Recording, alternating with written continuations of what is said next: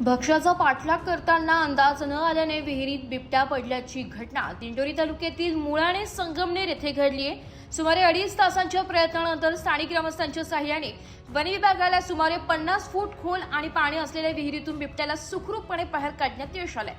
दिंडोरी तालुक्यातील मुळाणे संगमनेर शिवारातील वाळू सीताराम घडवजे यांच्या मालकी गट नंबर 62 मधील विहिरीमध्ये दिनांक 9 फेब्रुवारी रोजी रात्रीच्या सुमारास भक्ष्याच्या शोधार्थ बिबट्या पडला असल्याचं आढळून आलं।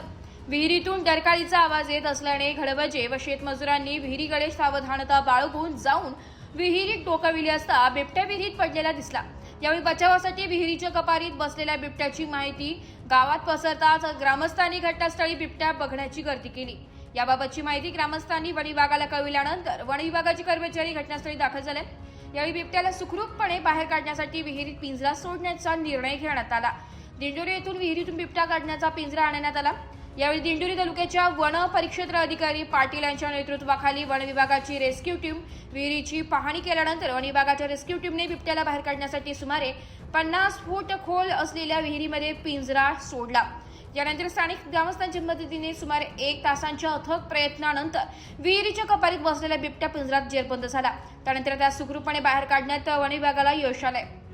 सदरचा बिबट्या हा नर व सुमारे 4 वर्षांचा असून वन विभागाने सदरच्या बिबट्यासह असलेल्या पिंजऱ्याची रवानगी दिंडोरी येथे करण्यात आली आहे। या बिबट्याची नाशिक येथे वैद्यकीय तपासणी करून सुरक्षित ठिकाणी सोडण्यात येणार असल्याचे वन विभागाकडून सांगण्यात आले। यावेळी वनपाल ज्ञानेश्वर वाघ, वनरक्षक ज्योती झिरवाळ, वनसेवक परसराम भोये, वाहन चालक जयराम शिरसाट यांनी सदर बिबट विहिरीतून बाहेर काढण्यासाठी कार्यवाही केली आहे। तसेच ग्रामस्थांनी चांगल्या प्रकारे मदत केली आहे। एस मराठी न्यूजसाठी तालुका प्रतिनिधी सौरभ पाटोळे, वणी।